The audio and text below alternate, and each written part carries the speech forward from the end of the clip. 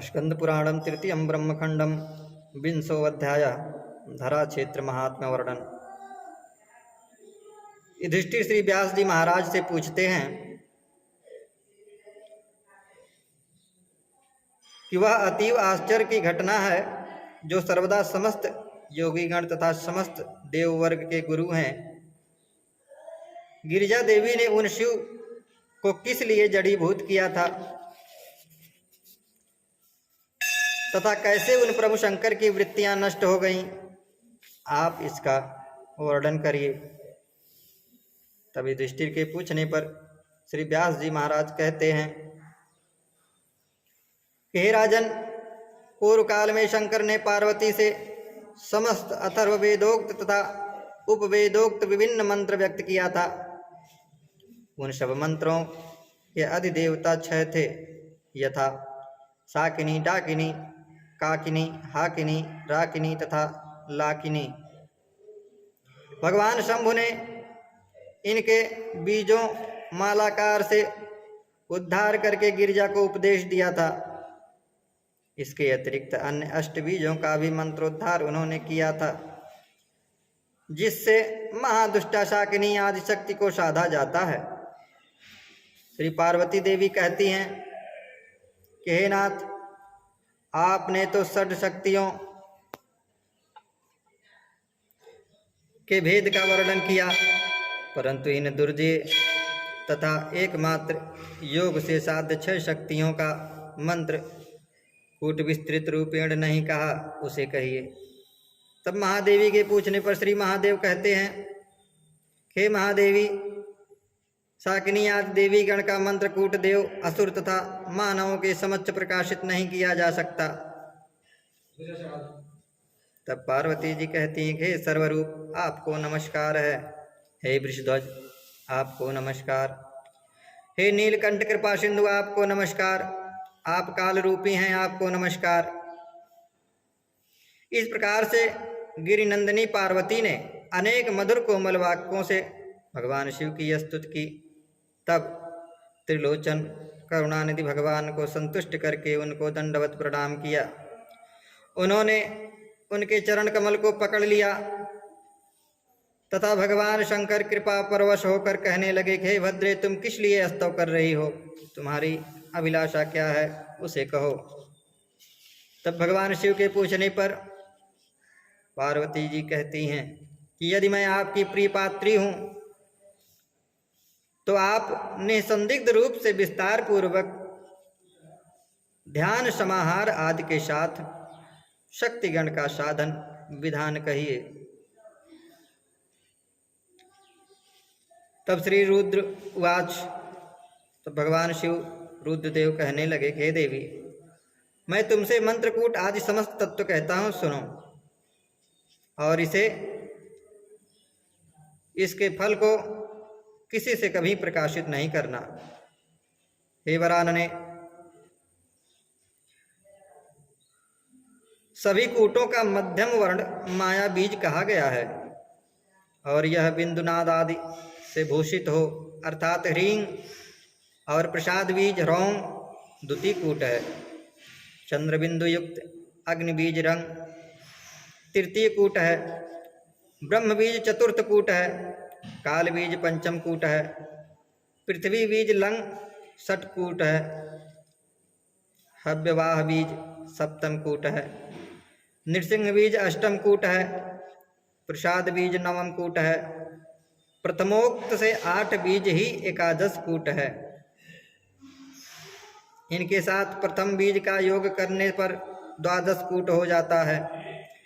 अनुलोपन क्रमेण ब्रह्म बीज तथा पृथ्वी बीज 13 कूट है। विलोम क्रमेण यही 14 कूट होगा।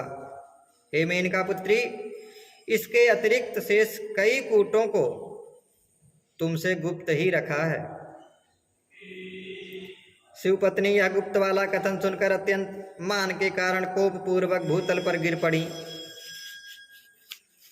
यह देखकर भगवान शंकर हंसते हुए देवी को आश्वासन प्रदान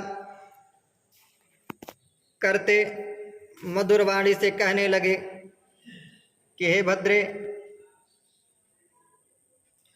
तुम दुख मत करो, मैंने तुमको जो उपदेश प्रदान किया है उसी से तुम मारण, मोहन, वशीकरण, आकर्षण, क्षोभण आदि कार्य कर सकती हो। तुम जो जो कामना करोगी वह सब इन मंत्र प्रयोगी से सिद्ध हो जाएगा। जो भी हो, मैं तुमसे बाकी कूटाक्षरों को कहता हूँ। यह कहकर भगवान शिव ने देवी को बाकी कूटाक्षरों का उपदेश दे दिया और वे सभी वीर मंत्र हैं। कृपादु शंकर ने देवी से कहा कि अब तुम सविध इन मंत्रों की साधना करो। और फिर भगवान शंकर ने धर्मारण्य प्रस्थान कर दिया, धर्मारण्य क्षेत्र चले गए। पार्वती देवी जब यह जान गई कि भगवान धर्मारण्य क्षेत्र गए हुए हैं, तब वे भी धर्मारण्य क्षेत्र पहुंच गईं और उन्होंने परीक्षा करने के लिए वहां पहुंचकर मंत्र प्रयोग किया। और इस मंत्र प्रयोग से भगवान शंकर अपनी चेतना खो बैठे। उनकी जटा, मस्तकस्थ चंद्रमा, सर्पशूल, अन्य आयुध, मुंडमाला, कौपीन, ब्रह्मकपाल, वाहन, वृष आदि सब कुछ भूलुंठित हो रहा था। उनके पार्षद भूत प्रेत गण यह देखकर दसों दिशाओं में पलायन कर गए। तब महादेव ने अपनी ऐसी संज्ञा शून्य तथा दुरवस्था देखकर उसके प्रतिकारार्थ अपने पसीने से कतिपय गणों एवं पंचकूट मंत्र देवगण का उत्पादन किया। व्यास जी महाराज कहते हैं कि युधिष्ठिर, ये सभी देवता कालकूट ज्वाला के बीच सौ पर आरूढ़ थे। ये सभी देवता कालकूट ज्वाला के बीच 100 पर आरूढ़ थे और वे सभी जप होम तत्पर थे, वे सभी साधक थे। तब इन सब ने भगवान शिव को अपना परिचय दिया तथा देवी की मंत्र शक्ति से शंकर को छुटकारा दिलाने वाला उपाय कहने लगे। गिरिजा देवी ने कहा, जब यह देखा तब वे लज्जा के कारण अधोमुख होकर इस कालकूट मंत्र के भय से व्यथित होने लगी और ऐसी स्थिति में वे शंकर के आदेशानुसार वहीं पंचाग्नि के बीच बैठकर अधोमुख हो गईं तथा उस अग्नि के धूम्र का पान करते हुए तप करना प्रारंभ कर दिया।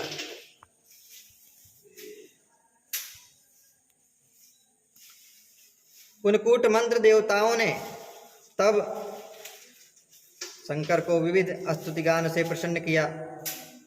यह भूमि क्षेत्र पापों का नाशक तथा सर्वकामनाप्रद है। यहाँ विशुद्ध देवमंजक नामक तीर्थ स्थित है। हे नरनाथ, अश्विनी कृष्ण चतुर्दशी के दिन यहाँ स्नान व्यक्ति सर्वपाप विमुक्त हो जाता है। स्नान करके इस दिन उपवासी रहकर देवाधिदेव शंकर की यथाविधि पूजन करके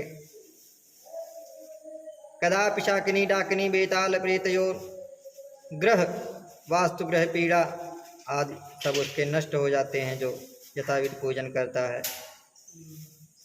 यह मैं सत्य कहता हूँ। वहाँ रुद्र जब उसके अंगों के साथ करने वाला मनुष्य पाप रहित हो जाता है, उसके शारीरिक मानसिक आगंतुक पाप सब नष्ट हो जाते हैं।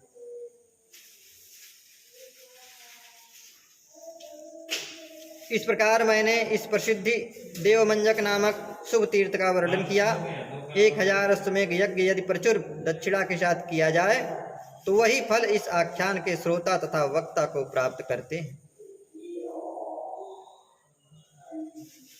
हे युधिष्ठिर, इस प्रकार मैंने तुम्हारे पूछे गए प्रश्न का उत्तर प्रदान कर दिया और इस आख्यान के श्रोता तथा वक्ता आयु आरोग्य ऐश्वर्य लाभ करते हैं। इसे श्रवण से मनुष्य सर्व सुखभागी हो जाता है। इसका श्रवण करने से मनुष्य सर्व तीर्थ फल, सर्व दान फल तथा सर्व यज्ञ फल का लाभ करता है। ओम नमो नारायणाय। ओम नमो भगवते वासुदेवाय।